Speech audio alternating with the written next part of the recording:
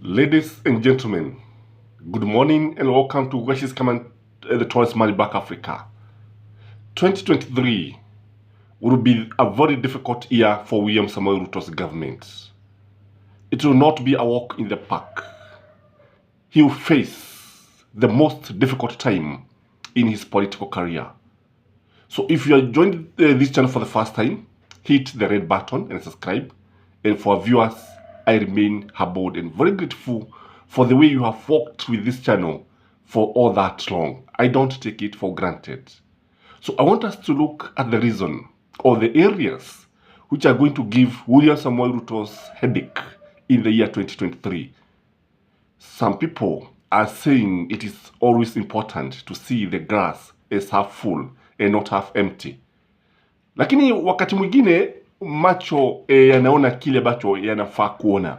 You know, we cannot run away from the reality. And unless we face the reality, we cannot be able to come up with the true situation in the country or anywhere. The first area is keeping his government intact. Because when you look at what is happening at Kenya Kwanza, it has been disintegrating every day. They have been drifting apart. When you look at ANC, when you look at a government that is drifting every day. So this is one area that is going to give him headache. And things can only be worse because the reality is now hitting home. Because again, when you look at the true tribes that are forming the UDA government, that is the Kalenjin nation and the Gema nation, you realize that they are also not talking in one language. They are in the same areas, but when you look at it, you realize that they are not together as they were during the campaign. So keeping the government intact and his party in general intact, it will be a very, very difficult task. Don't be surprised if this party disintegrates. The other area that is going to give him headache is the many promises that he gave to the Kenyan during the campaign. William Samoei Ruto is known to overpromise. He normally promises so many things that he usually don't actually achieve. For instance, if you look at the number of things that he had promised that he's going to achieve within 100 days, you realize that he could not even achieve 20% of the promises. When you look at the many promises that he had said that he's going to achieve, you realize that it was just hot air. You realize that it was just a campaign gimmick. You realize that it was just a way of winning votes. You realize that he was not serious. And this is not coming clearly. This is not something that the Kenyans are taking for granted. Kenyans, the voters, are not happy with the failed promises. So, fulfilling the so many promises, remember people are waiting for free internet. Remember people are waiting for 70 shilling Uga.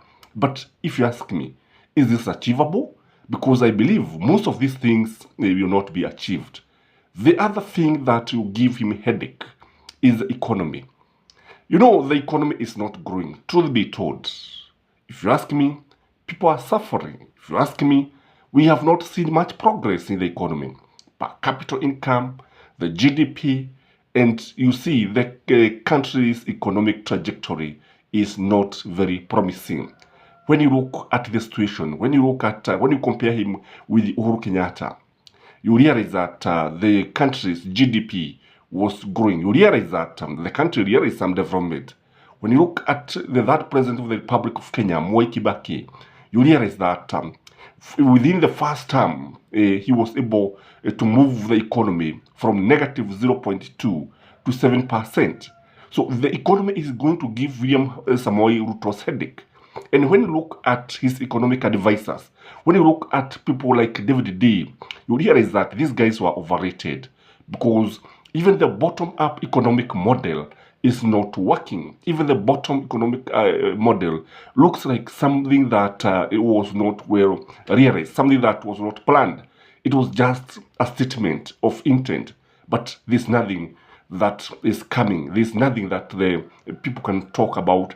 Kwa sababu ukiangalia unajua walikuwa wanaambia watu kuhusu pesa mfukoni, ziko wapi pesa? Remember, they were telling people about minimum guaranteed return of their produce from the farm, and people are not getting this. So the economy is going to give him a hell of time. The other area that you give him hell is the borrowing spree. How is he going to deal with this? Because within 100 days, he had borrowed billions and billions of money. He had borrowed money from right center, everywhere, from IMF, from World Bank, and he's not stopping. Again, when you look at the debt crisis is now unmanageable. We have reached a situation where we are unable to manage our debts. And I don't know how he's going to deal with this, because remember, he was telling people that Uhuru Muigai Kenyatta and Raila Amolo Odinga were borrowing money to just enrich themselves. But when you look at him, I think by the time we are done with 2023, we will have borrowed more money than what Uhuru Muigai Kenyatta and Mwai Kibaki borrowed in 20 years. That is the two presidents combined, because the country is for sure on a borrowing spree. The reason or the excuse that they are giving is that they found empty coffers. But this is not a good reason. The other thing that is going to give him headache is the school fees. Parents are crying. Remember, Uhuru Muigai Kenyatta was able to give subsidies.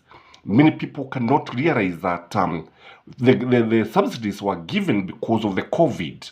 So trying to tame this craze for money, school fees, is something that is not going to augur well in 2023. I remember I've had so many parents crying. I've had so many parents complaining. I've had so many parents praising Uhuru Muigai Kenyatta. I have had so many parents praising Mwai Kibaki.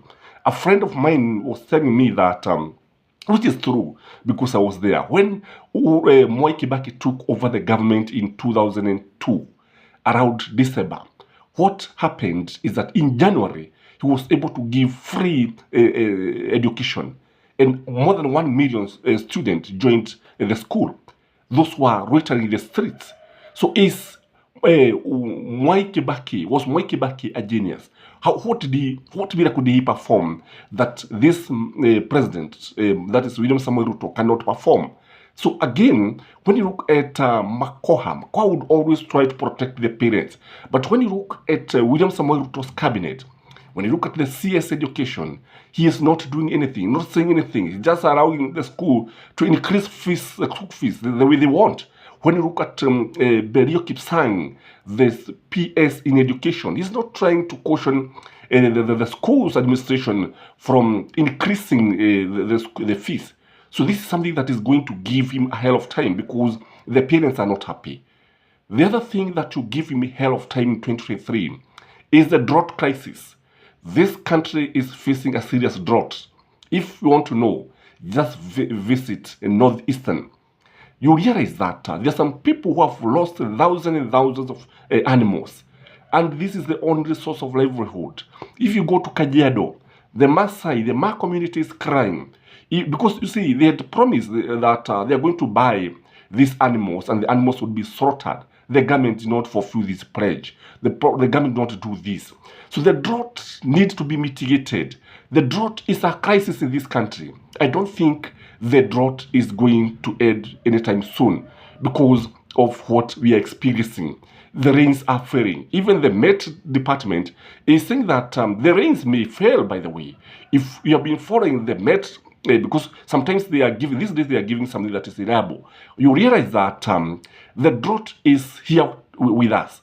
And unless and until maybe something like irrigation is introduced in those places, this country will suffer, continue to suffer. The other thing that is going to give him a hell of time in 2023 is the cost of living. Look at the fuel prices. Look at electricity. Electricity will be increased in January by 15%. So tomorrow, the day after tomorrow, I think it is tomorrow, by the way. We are likely to see the cost of electricity increasing by 15%. The government has removed subsidies. This is going to give him a hell of time. The price of Uga is not changing anytime soon. And you see, even the farmers are crying. Because when you look at the people from where, they are complaining that the government is importing rice where they are harvesting. Again, even the government again is going to import duty-free sugar. This is going to affect farmers in Western. And this is something that is going to give William Samoei Ruto ahead of time with these things. Something else that is going to give him ahead of time is the insecurity. You realize that William Samoei Ruto is facing challenges as far as security of this country is concerned.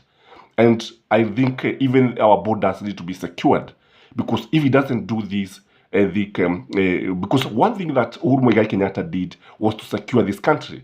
Imagine he was able to defeat the Al-Shabaab, because anytime you would be looking over your shoulders, anytime you would visit a mall or a tall building, you would be very, very much afraid.